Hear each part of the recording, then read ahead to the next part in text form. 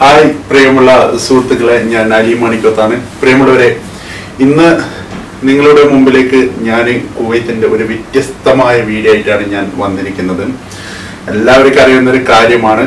Video എല്ലാവരും ഫുള്ളായിട്ട് കാണുക. സബ്സ്ക്രൈബ് ചെയ്യാത്ത ആളുകൾ സബ്സ്ക്രൈബ് ചെയ്യുക. എന്നാൽ നമ്മുടെ കുവൈത്തിന് തന്നെ അഭിമാനിക്കാവുന്ന ഒരു നിമിഷമായിരുന്നു ഈ ഓഗസ്റ്റ് 15 കുവൈത്തിലുള്ള പ്രവാസികളുടെ ഇടയിലൂടെ കടന്നുപോയത്.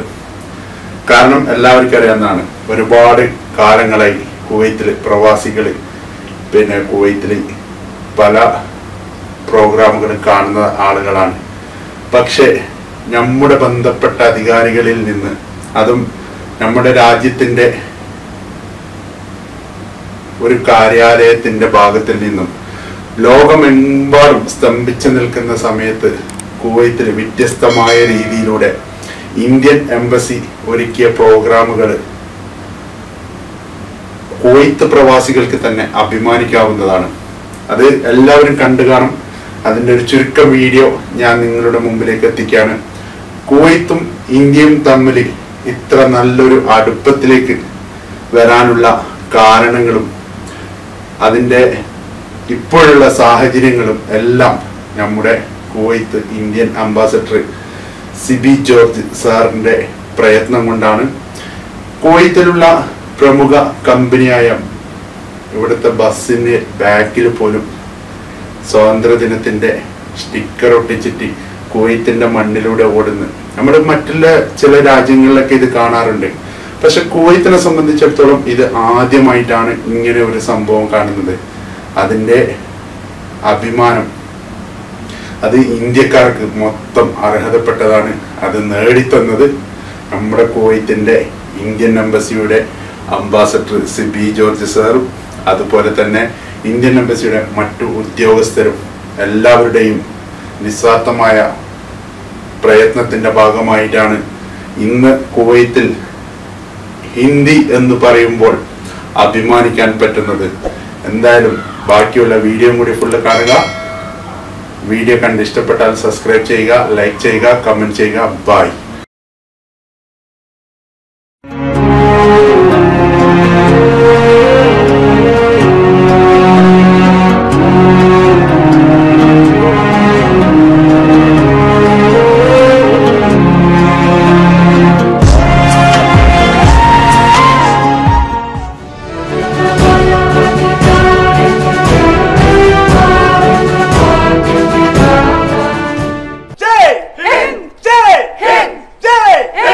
I will read out the address to the nation by Honorable Rashtrapati Ji on the eve of the 75th Independence Day delivered last night.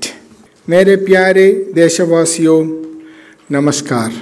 It's a matter of great joy for me to wish all Indians living in India and abroad a very happy Independence Day.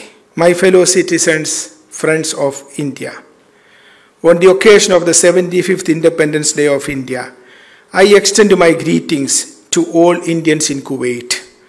Let's join our 1.3 billion brothers and sisters in India and millions of Indian diaspora abroad and billions of our friends across the world to celebrate this occasion.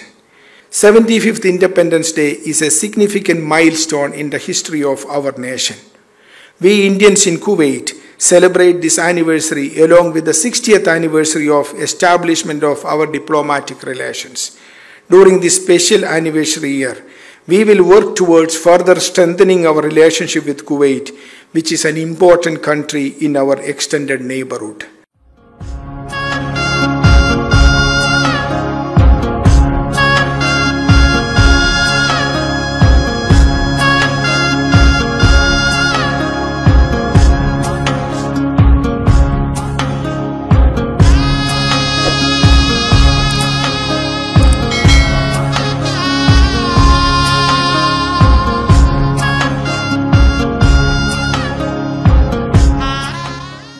May I now request Ambassador of India to Kuwait, CB George, to present his remarks on this occasion. 75th Independence Day is a significant milestone in the history of our nation. We Indians in Kuwait celebrate this anniversary along with the 60th anniversary of establishment of diplomatic relations. Honorable Prime Minister of India, Shri Narendra Modi ji, today announced August 14 will be observed as Partition Horrors Remembrance Day. He said, and I quote, "Partition's pains can never be forgotten. Millions of our sisters and brothers were displaced and many lost their lives due to mindless hate and violence.